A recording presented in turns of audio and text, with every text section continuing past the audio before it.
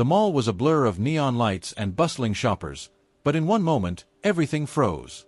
Officer Daniels, a seasoned cop with decades of experience, stood near the food court, sipping coffee from a styrofoam cup, when he felt a tug at his sleeve. He turned to see a boy, no older than 11, dirty and shivering despite the warm air. The boy's hollow eyes darted around as though afraid to speak. Leaning in close, he whispered 5 words that sent an icy chill down Daniel's spine. "He's got a bomb. Run." Daniel's coffee hit the ground, splattering brown liquid on his boots as adrenaline surged through his veins. His training kicked in, though his mind reeled. Who? Where? Why? He scanned the crowd, and that's when he noticed something odd. A man in a long, gray trench coat pacing by the central fountain. The man's hand hovered near his chest, gripping something beneath the coat. Daniel stepped back, one hand instinctively moving to his radio. Unit 13, Code Red. Possible explosive threat at the Grand Valley Mall. Initiate lockdown. His voice was steady, but his heartbeat thundered in his ears. Within moments, the cheerful hum of the mall transformed into chaos. Shutters slammed down over storefronts as security alarms blared. Shoppers screamed, abandoning shopping bags as they fled for the exits. The pacing man froze, his eyes locking onto the officer. Daniels tightened his grip on his service weapon, but before he could act, the boy screamed, "He's going to do it! Stop him!" The man bolted toward the main escalator. Daniels shouted into his radio, "Suspect moving westbound. Keep all civilians out of the area." Sprinting after him, Daniels caught sight of the man's hand briefly emerging from his coat, a tangle of wires attached to what looked like a crude detonator. A crash echoed as the man pushed over a display, sending mannequins toppling into his path. Daniels jumped over the obstacle, his mind racing. Every second felt like an eternity, every step taking him closer to potential disaster. Why would a homeless boy know this? Daniels thought, glancing at the kid who now trailed at a safe distance. The boy's face was a mask of terror, but his determination to keep up was palpable. There was more to this than a random act of terrorism, and Daniels knew it. The suspect turned a corner, heading straight toward the crowded food court. Daniels reached for his radio again, shouting, "Clear the food court! Now!" The man skidded to a stop near a group of frightened families, his face contorting in desperation. He raised his hand, holding the device high, his thumb hovering over the button. Daniels raised his gun, his voice ringing out above the chaos. "Don't do it! Put it down!" For a moment, time seemed to stand still. The man's trembling hand wavered as he stared at Daniels. Then, he smiled. And in that instant, the boy shouted something that changed everything. The boy's voice cut through the tension like a knife. "There's more than one." Officer Daniels' blood ran cold. More than one. His mind raced as he tried to process the implications. Was this man a decoy? A distraction for something bigger? The realization hit him like a freight train. This wasn't just a random threat, it was a coordinated attack. Daniels tightened his grip on his weapon, keeping it trained on the man with the detonator. "What do you mean, kid? Where's the other one?" he barked without turning his head. The boy hesitated, trembling. I don't know where, but there's another. I heard them talking about it." The man in the trench coat seized the distraction, twisting away and darting toward the food court's central fountain. "Stop!" Daniels roared, but the man showed no intention of slowing down. The officer lunged forward, covering the distance in long, determined strides. Civilians screamed as they scrambled out of the way. Daniels tackled the man just as his thumb pressed down on the detonator. For a split second, nothing happened. Relief washed over Daniels, until he noticed the man's smile. "That's not the real one," the man sneered. "It's already too late." Daniels wrestled the fake device from his hands, securing the man in handcuffs with the help of arriving backup officers. "Secure the area," Daniels ordered, his voice sharp. "This isn't over." But his mind was already spinning. If this man wasn't the main threat, where was the real danger? And why would they send someone with a decoy? He turned back to the boy, who was now flanked by 2 concerned officers. Daniels crouched down to meet the child's frightened gaze. "Listen, kid. I need everything you know, and I need it now. Who are these people? What did you hear?" The boy looked around nervously, as if expecting someone to emerge from the shadows. His voice quivered. "Hey." "I was hiding in the service corridors. Two guys were talking near the back loading dock. They said something about diversions and a timer. One of them left with a big bag. I didn't see where he went." Daniels felt a pang of guilt. The kid's face was pale, his small hands shaking, but there was no time to comfort him. "Did they say anything about where the Rayol bomb might be?" The boy nodded.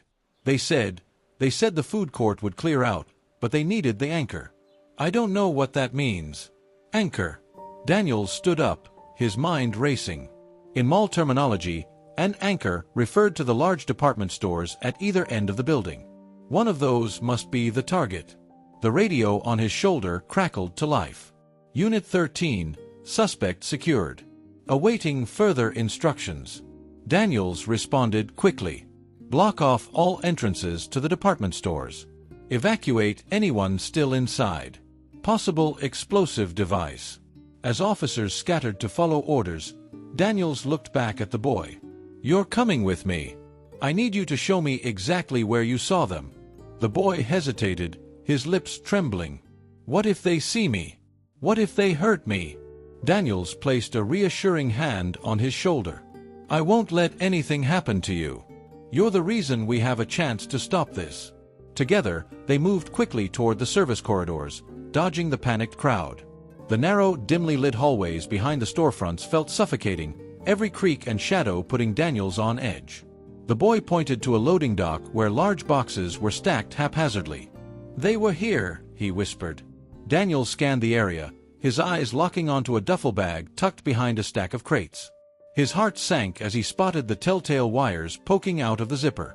"Get back," Daniels ordered, pulling the boy behind him. He grabbed his radio. "I've got eyes on a potential explosive device at the south loading dock. Requesting bomb squad immediately." The boy tugged on Daniel's sleeve, his voice urgent. "That's not all. There's more. They said something about the roof."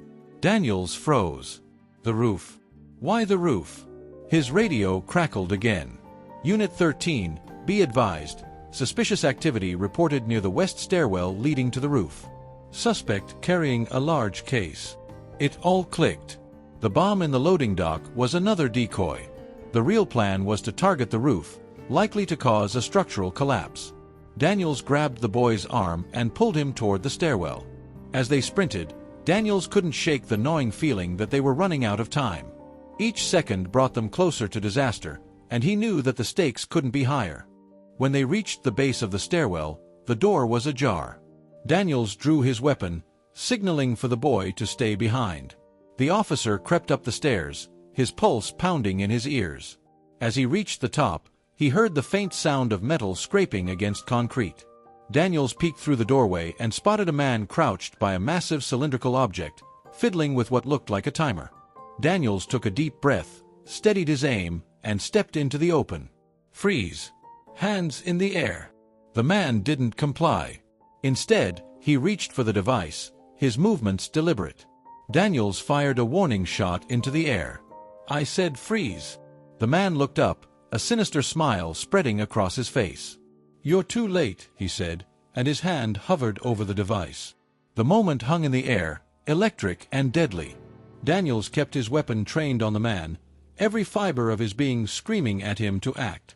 The man's hand hovered over the device, his thumb inches from a button that could end countless lives. "Don't do this," Daniels said, his voice steady but firm. "You don't want this on your conscience." The man chuckled, his eyes glinting with malice. "Conscience? This is bigger than you, bigger than me. You can't stop it now." From behind the stairwell door, the boy peeked in, his small frame barely visible. Daniels noticed him out of the corner of his eye and silently willed him to stay hidden. "Step away from the device," Daniels commanded, taking a cautious step forward. He scanned the rooftop for any signs of a secondary trap. The device before him was large, cylindrical, and crude, but the exposed wires and blinking lights left no doubt it was deadly.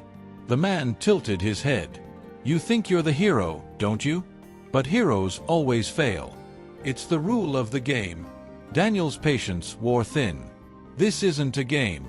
Step back now, or I will shoot. Before the man could reply, the boy's voice rang out unexpectedly. There's another wire. Cut the red one. Daniel's heart sank as the man's eyes darted toward the boy. The officer barely had time to react before the suspect lunged toward the device. Without hesitation, Daniels fired, the sound of the shot echoing across the rooftop. The man collapsed to the ground, clutching his shoulder, but his hand still managed to graze the edge of the timer. The device let out a sharp beep.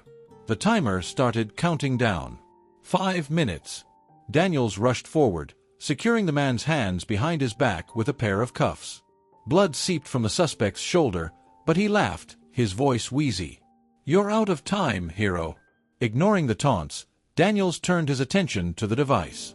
He wasn't a bomb technician, but years on the force had given him basic training. He examined the wires, red, blue, green, and yellow, all feeding into a small circuit board. The boy stepped closer, his face pale but resolute. I heard them say something about the red wire. That's the one they argued about. I think it's the trigger. Daniel's hands shook slightly as he held the multi-tool he'd pulled from his pocket. He glanced at the boy. Are you sure? The child hesitated, then nodded. Yes, I'm sure. Daniels took a deep breath. The timer ticked down mercilessly. 3:45. 3:44. 3:43. He positioned the tool over the red wire, but a sudden thought stopped him cold. What if the boy was wrong? What if the red wire wasn't the trigger but a failsafe, designed to detonate the bomb if cut? His training had warned about decoy wires, and these men clearly knew what they were doing. Think, Daniels, he muttered under his breath. He traced the red wire's path with his eyes, noticing how it connected to a small relay switch. The blue wire, however, ran directly into the device's main power source. He turned to the boy. Did they say anything else? Anything about the other wires? The boy scrunched his face in concentration. I think one of them said something about the blue wire being important. Like it powered something. Daniel's mind raced.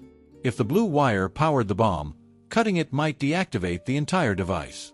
But it could also trip a backup circuit, setting it off immediately. 2:15. 2:14. 2:13.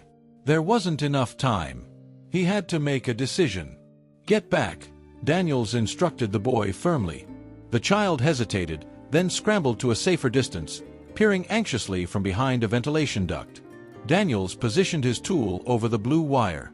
Sweat dripped down his brow as he steadied his hand. Here goes nothing, he whispered, and with a sharp snip, he cut the wire. For a moment, nothing happened. Then the timer stopped at 1:48. A wave of relief washed over Daniels, but it was short-lived. The device began to emit a high-pitched whine. The man on the ground laughed through gritted teeth. You think it's over? That was just the first stage. You're too late. This whole building is rigged. Daniels froze. What are you talking about? Stage 2, the man croaked. I wasn't lying when I said you can't stop it. The rooftop access door burst open, and members of the bomb squad rushed in. Daniels quickly briefed them, pointing to the device. This thing isn't done. He says the building's rigged. We need to find the others now. The lead technician examined the bomb, his expression grim. He's right. This isn't the only device. This was meant to trigger something bigger. Daniels turned to the boy, who was trembling but holding his ground.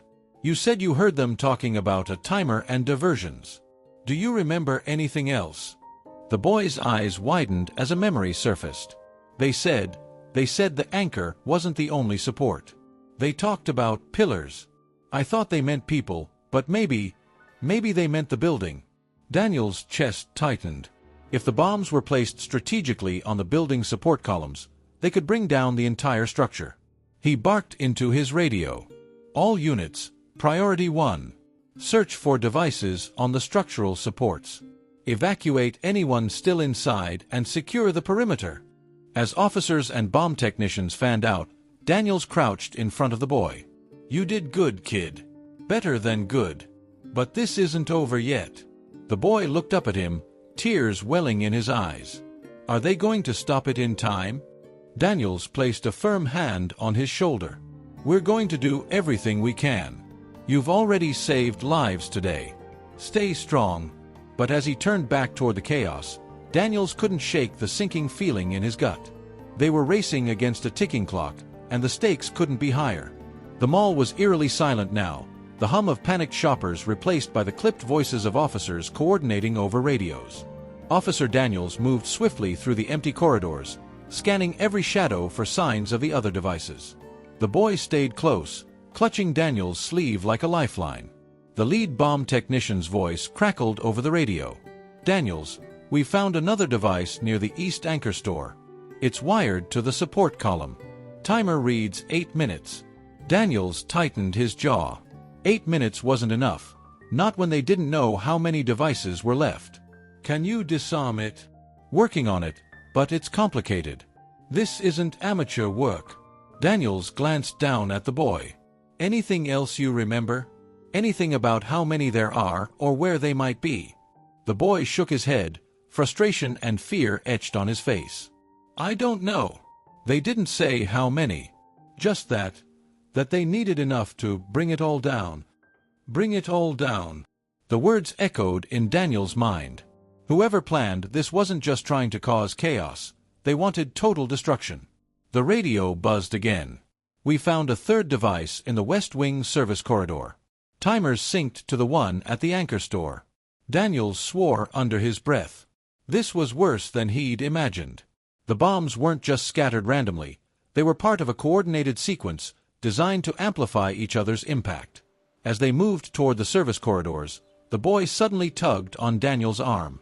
Wait, I remember something else. Daniels stopped, kneeling to meet his eyes. What is it? The boy hesitated, then pointed down the hall. One of the guys said something about the fountain. They said it was the heart. I don't know what that means, but they laughed about it. Daniel's blood ran cold.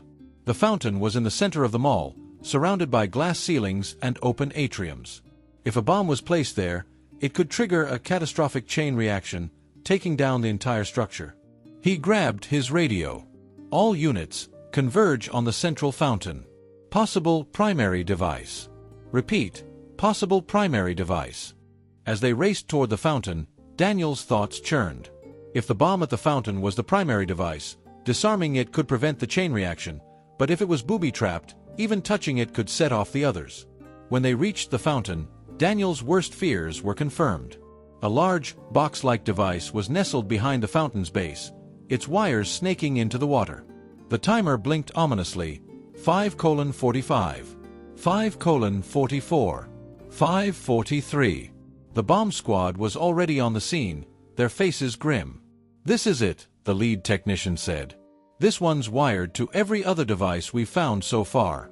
If it goes, they all go. Daniels nodded, his mind racing. Can you disarm it? The technician hesitated. It's possible, but it's risky. The wiring is complex. If we make a mistake... Daniels turned to the boy, who was staring at the device with wide eyes. Kid, I need you to think. Did they say anything else about the fountain? Anything about the wiring or what they planned to do? The boy swallowed hard. They said something about covering their tracks. They said the wires in the water would do the work if anyone got close. The technician cursed under his breath. It's booby-trapped. If we try to move it, the water will complete the circuit and trigger the other devices. Daniel's heart pounded. So how do we stop it? The technician pointed to the device's main panel. We need to disable the detonator without disturbing the water wires. But it's a delicate process, and we're running out of time. 4:30. 4:29. 4:28. Daniels stepped forward. What do you need? The technician handed him a small toolkit. I need you to hold the wires steady while I work on the detonator. One wrong move, and it's over. Daniels knelt beside the device, his hand steady despite the adrenaline coursing through his veins. The technician began to work, carefully unscrewing the panel while Daniels held the wires in place. Sweat dripped down both their faces as the timer ticked down. The boy stood a few feet away, his fists clenched. You can do it, he whispered, as if willing them to succeed. 2:00, 1:59, 1:58. The technician worked furiously, his fingers flying over the circuit board. Almost there, he muttered. Just need to bypass the final relay.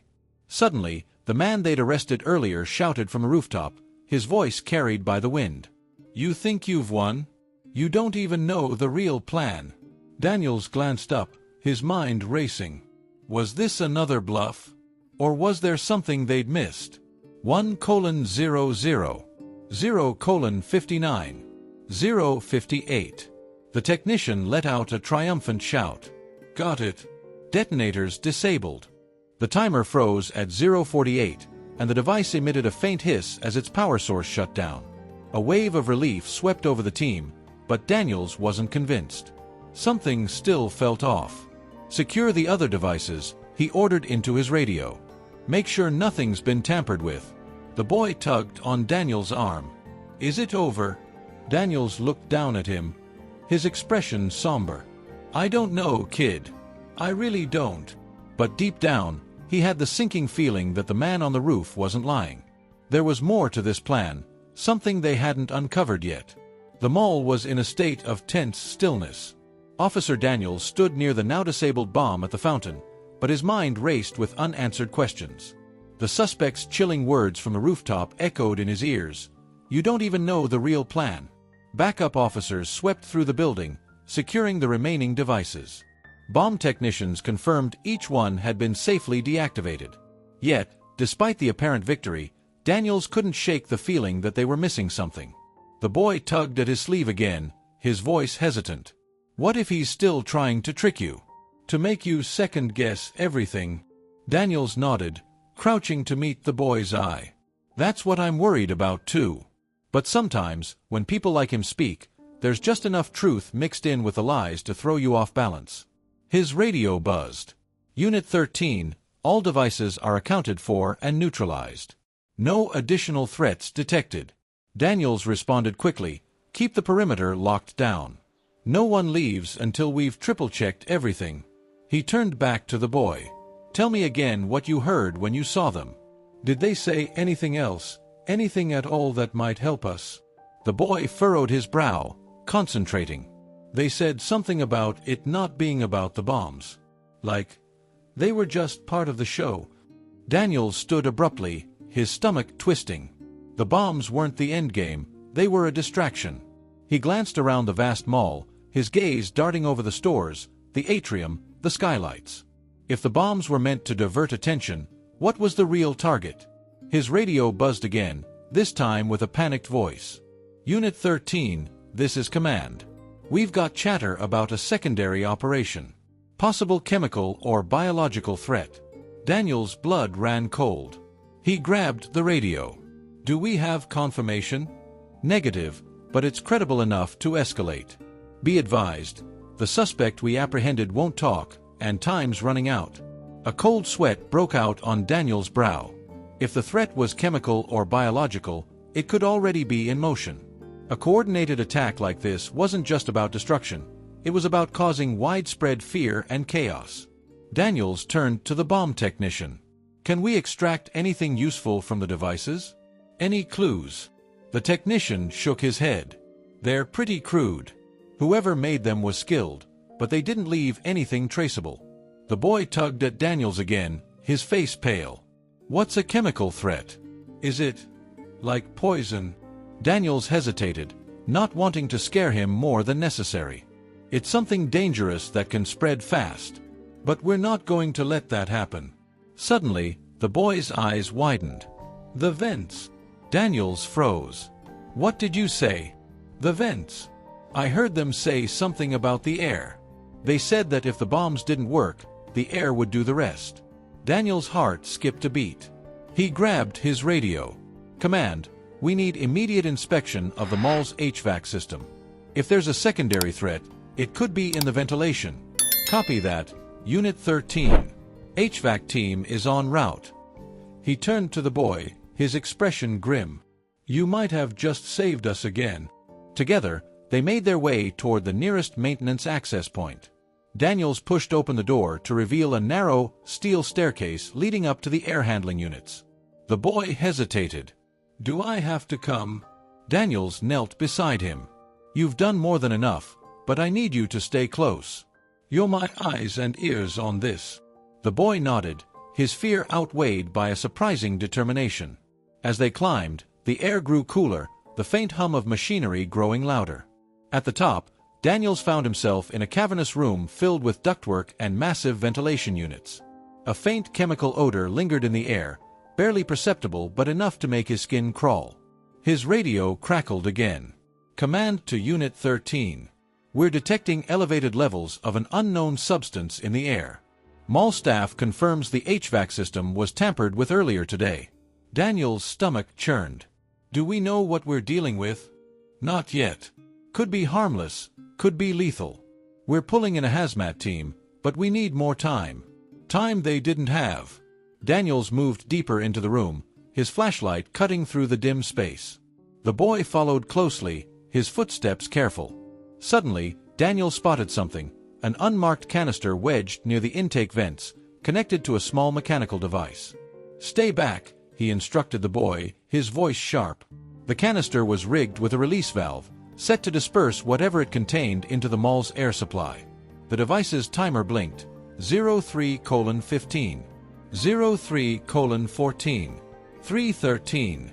Daniels grabbed his radio. "I've got eyes on a dispersal device in the HVAC system. Timer's active, less than 3 minutes. Copy that, Unit 13. Hazmat is still 10 minutes out. Can you neutralize it?" Daniels gritted his teeth. "I'll figure it out." He examined the device, noting the familiar wiring patterns. Whoever built it had used the same design as the bombs. That gave him a slight advantage, if he could remember the sequence he'd seen earlier. The boy whispered, "Can I help?" Daniels glanced at him. "You've already helped more than anyone. Just stay back and stay safe." The timer ticked down. 02:00. 01:59. 1:58. Daniels worked quickly, carefully disconnecting wires and bypassing relays. The device was more complex than the others, with multiple failsafes designed to trigger if tampered with incorrectly. His hands moved methodically, his mind laser-focused. 01:00. 00:59. 0:58. "Almost there," he muttered, more to himself than anyone else. The boy watched silently, his small hands clasped together as if in prayer. 00:30. 00:29. 0:28. Daniel's fingers hovered over the final connection. One wrong move, and it was over. He took a deep breath, steadied his hand, and cut the wire. The timer stopped at 0:12. Daniels exhaled sharply, his body sagging with relief. "It's done." The boy let out a small cheer, his face lighting up with hope. "You did it." Daniels grabbed his radio. "Command, device is neutralized. Repeat, dispersal device is neutralized. Air quality needs to be tested immediately. Copy that, Unit 13. Outstanding work." But even as the weight lifted from his shoulders, Daniels couldn't shake the lingering dread. The bombs and the chemical threat had been neutralized, but the mastermind behind the attack was still out there. The Grand Valley Mall stood eerily quiet in the aftermath of the chaos. Emergency vehicles and flashing lights lined the perimeter, their presence a stark reminder of how close the disaster had come to unfolding. Officers moved with purpose, securing evidence, interviewing witnesses, and coordinating with hazmat teams to ensure no residual threats lingered. Officer Daniels leaned against the side of a patrol car, his energy drained but his mind still racing. The boy sat nearby, wrapped in a thermal blanket provided by paramedics, sipping from a small bottle of water. For the first time since it all began, Daniels had a moment to reflect. The radio on his shoulder crackled, breaking the silence. "Unit 13, command here. Update on the substance in the dispersal device. Preliminary tests indicate it was non-lethal. Looks like it was designed to instill panic, not harm." Daniels frowned, his relief tempered by suspicion. A non-lethal substance? That didn't align with the intensity of the bomb threats or the suspect's ominous warnings. Whoever orchestrated this had invested significant effort in terror without actual destruction. Why? Copy that, command, Daniels replied, his tone wary. Any progress on identifying the suspect? There was a pause. Negative. He's refusing to cooperate. No ID, no fingerprints in the system. He's a ghost. Daniels glanced toward the makeshift holding area where the man in the trench coat sat in handcuffs, flanked by 2 officers. His eyes bore into Daniels with an unnerving intensity, his lips curled in a faint smirk. The boy's voice broke through Daniels' thoughts. What happens to him now? Daniels sighed. We'll hold him and try to figure out who he is. But guys like him, they don't usually work alone. Someone else is pulling the strings. The boy's face darkened. Do you think they're still out there? Daniels didn't answer right away. Instead, he crouched beside the boy, his voice gentle. What you did today was brave. You saved lives. But yeah, there's more work to do. People like him don't stop unless someone makes them. The boy nodded, his eyes filled with a mixture of fear and resolve. I want to help. Daniels placed a firm hand on his shoulder. You already have. More than you know. The radio buzzed again, this time with a voice from the forensics team. Unit 13, we've recovered something interesting from the suspect's belongings. A phone. Locked, but it might have something useful. Daniels straightened, adrenaline surging again. Bring it to me. I want to see it. Minutes later, a young technician handed over the phone, its screen dark and cracked. It's encrypted, the tech explained. But we've got tools to bypass that. Could take a while. Daniels frowned, his instincts telling him there wasn't time for delays. He turned to the boy. You said you overheard these guys talking. Did you ever see them using a phone? The boy nodded hesitantly. Yeah. One of them kept checking it. He said something about timing and then showed the other guy something on the screen. I couldn't see what it was. Daniel's mind raced.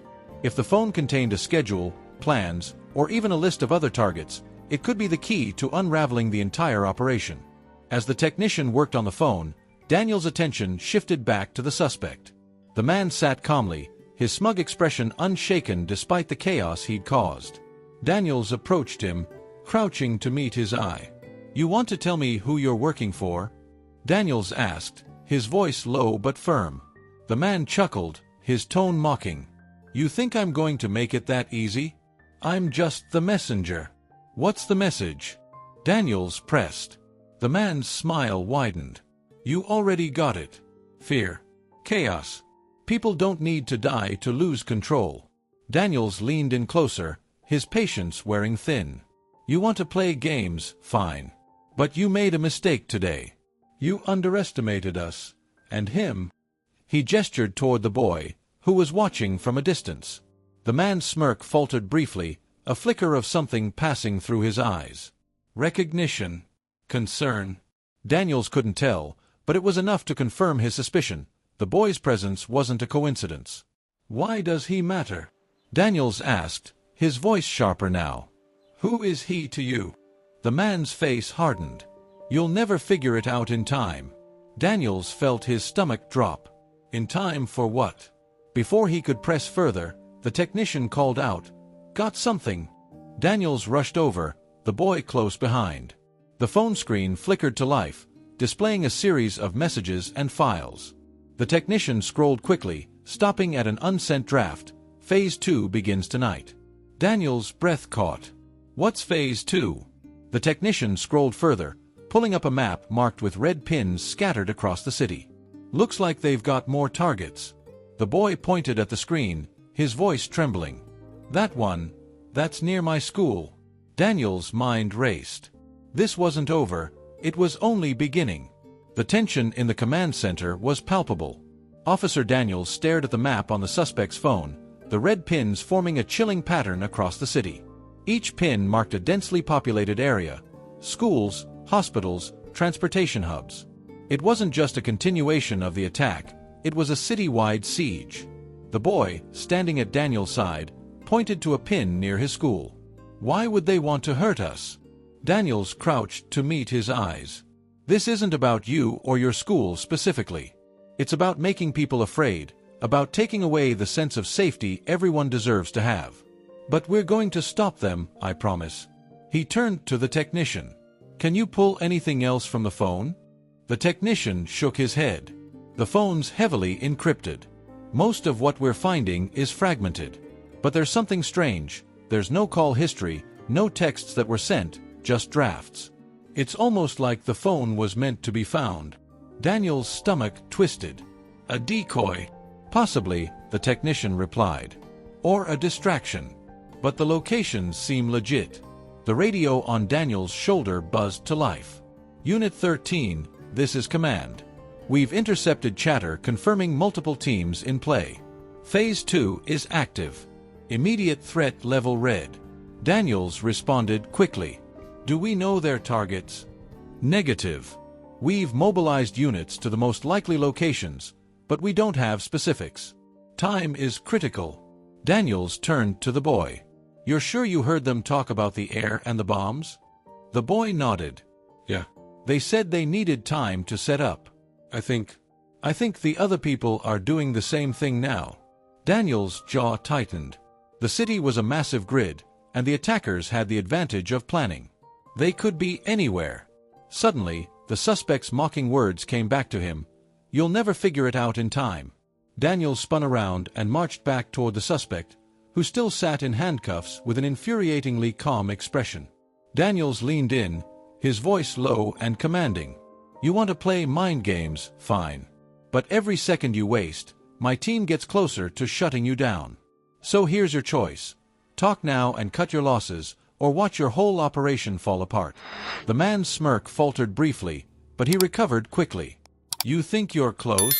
You're not even in the right place. Daniel's mind reeled. The locations on the phone, the intercepted chatter, was it all a diversion?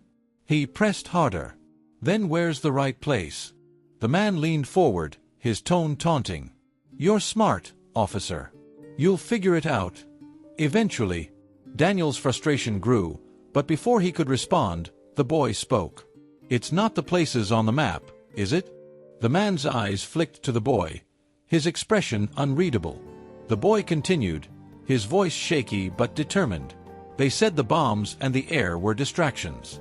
If the places on the map are part of the plan, they're not the real target. Daniel's eyes widened. The boy was right. The attackers had been one step ahead the entire time, diverting resources and attention. He turned to the technician. Pull up the full map. Look for patterns. The technician complied, overlaying the pins on a city map. Daniels studied it intently. At first, it seemed random, but then something clicked. The locations formed a perimeter, an outward ring around the city center. It's a containment strategy, Daniels realized aloud. They're forcing resources to the edges while they hit the heart of the city. The boy's eyes widened. The big building. The one downtown with the glass top. Daniel's heart sank. He knew the building, the Metropolitan Towers, a sprawling complex that housed government offices, financial institutions, and hundreds of people at any given time. Command, Daniels barked into his radio. Priority alert. Suspected target is Metropolitan Towers in the city center. Request immediate lockdown and evacuation. Copy that, Unit 13. Units are en route. Daniels turned to the boy. You just cracked this wide open. But I need you to stay here now. It's not safe. The boy's eyes filled with tears, but he nodded. You'll stop them, right? Daniels placed a firm hand on his shoulder. I will. The drive to Metropolitan Towers felt like an eternity. Sirens blared as police vehicles converged on the towering skyscraper, its sleek glass exterior reflecting the chaos below. Daniel's adrenaline spiked as he scanned the area. Civilians were being evacuated, but the process was slow. He stormed into the building, where a group of officers had already begun a sweep. What do we have? He demanded. Suspicious activity reported on the 15th and 20th floors, an officer replied. Bomb squad is en route. Daniels wasted no time, heading straight for the elevators. He took the stairs instead, his weapon drawn as he ascended floor after floor. By the time he reached the 15th floor, his breathing was labored, but his focus was razor-sharp. The floor was eerily quiet. He moved cautiously, his flashlight cutting through the dimly lit corridors. Then he saw it, another canister, rigged to a central ventilation system. The timer read 5:00, 4:59, 4:58. He radioed in. Device located on the 15th floor. Timers active. Proceeding to neutralize. Before he could approach, the sound of footsteps behind him made him freeze.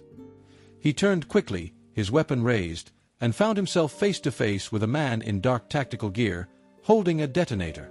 "Drop it," Daniels commanded. The man smiled grimly. "You're too late. It's already in motion." Daniels' mind raced. What was he missing? Was there another device? Another plan? The man took a step forward, his thumb hovering over the detonator. Daniels didn't hesitate. He fired a single shot, the detonator clattering to the ground as the man crumpled. But the timer on the canister continued to tick down. Daniels approached it, his hands steady despite the chaos around him. As he worked to disarm it, he couldn't shake the feeling that this was still part of the distraction. What was the real plan? The seconds felt like hours as Officer Daniels crouched beside the canister on the 15th floor of Metropolitan Towers. His hands moved methodically, cutting wires and bypassing circuits, but his mind churned with doubts. This wasn't the end, it couldn't be. Every step of the attack had been calculated, designed to mislead and confuse. What was he missing? The timer blinked relentlessly. 00:30. 00:29. 0:28. Finally, with a decisive snip, the device powered down. Daniels let out a sharp breath of relief, but the victory felt hollow. The suspect's words haunted him. "You'll never figure it out in time." His radio crackled. "Unit 13, command here. Bomb squad reports no additional devices found on the 20th floor. Area is clear." Daniels grabbed the radio. "Copy that, but stay on alert. Something's not adding up." He stood, scanning the office floor. The canister wasn't connected to the HVAC system, nor did it seem capable of causing widespread destruction. It was another distraction. But for what? Suddenly, his phone buzzed, a text from the technician working on the suspect's phone. The message was brief. "Video found. Urgent." Daniels bolted for the stairwell, his heart pounding as he descended toward the command center. He burst into the mobile unit where the technician sat, a laptop glowing in front of him. "What you got?" The technician pointed to the screen. This was in the phone's encrypted files. "Looks like a pre-recorded message." The video began to play. The suspect's face filled the screen, his voice calm and deliberate. "If you're watching this, congratulations. You've made it to the final act. But I warned you, you'll never figure it out in time." Daniels leaned closer, every muscle in his body tense. The bombs, the air, the buildings, all of it was theater. A show to keep you busy while the real work happened. By now, it's too late to stop what's coming. But don't worry, you'll understand soon enough. The video ended abruptly. Daniels' breath caught. The real work? What's he talking about? The technician's face was pale. "I think he means the city's infrastructure. Look at this." He pulled up another file, a schematic of the city's power grid. Several points were marked with red XS, key substations, water treatment plants, communication towers. Daniels felt the blood drain from his face. "They weren't just attacking buildings," he said aloud. "They're targeting the city itself." The technician nodded. "If these substations go down, it could cause a cascade failure, power outages, water contamination, communications blackout. The city would be paralyzed." Daniels grabbed his radio. "Command, this is Unit 13. New intel confirms critical infrastructure is the real target. We need units dispatched to all key locations immediately. Priority 1. Copy that, Unit 13, Command replied. "We'll coordinate now." But Daniels knew time wasn't on their side. He turned to the technician. "How much time do we have?" The technician grimaced. "If their plan is already in motion, maybe minutes." Daniels didn't hesitate. "Get me a map of the nearest substation." The technician pulled up a map, pointing to a location just 3 miles away. Daniels sprinted to his patrol car, his tires screeching as he sped through the city. Sirens wailed in the distance, signaling the mobilization of units across the grid. As Daniels approached the substation, he spotted a black van parked near the entrance. Two figures in tactical gear were unloading equipment, their movements hurried. Daniels skidded to a stop, drawing his weapon as he approached. "Freeze! Hands in the air!" he shouted. One of the men turned, reaching for a detonator. Daniels fired a warning shot, and the man dropped the device, raising his hands reluctantly. The second man bolted toward the van, but backup units arrived just in time, cutting off his escape. Daniels approached the equipment they'd been unloading. A quick inspection confirmed his fears: explosives rigged to take out the substation's main transformers. He grabbed his radio. "Substation threat neutralized. Request status on other locations." "Copy that, Unit 13, Command replied. "Reports indicate all other sites are secure. No further threats detected." Relief washed over Daniels, but it was tempered by exhaustion. The city had been spared, but only barely. Hours later, as the sun rose over the city, Daniels sat on the steps of Metropolitan Towers, watching as crews worked to dismantle the remaining devices. The boy approached, still clutching the thermal blanket around his shoulders. "Is it over?" he asked softly. Daniels looked at him, a small smile breaking through his tired expression. "Yeah, kid. It's over." The boy nodded, his eyes searching Daniels. "Did I really help?" Daniels rested a hand on his shoulder. "You didn't just help. You saved this city." The boy smiled for the first time, a small, shy expression that carried more weight than words. As Daniels watched him walk toward a waiting social worker, he felt a rare glimmer of hope. The attackers had wanted to sow fear and chaos, but they hadn't accounted for the bravery of one small boy, or the resilience of the people they tried to break. And though the fight wasn't over, Daniels knew one thing for certain: together, they were stronger than fear. The attack is thwarted, the city is safe, and a young hero emerges. What did you think of this story? Share your thoughts in the comments, and don't forget to like, share, and subscribe for more gripping stories.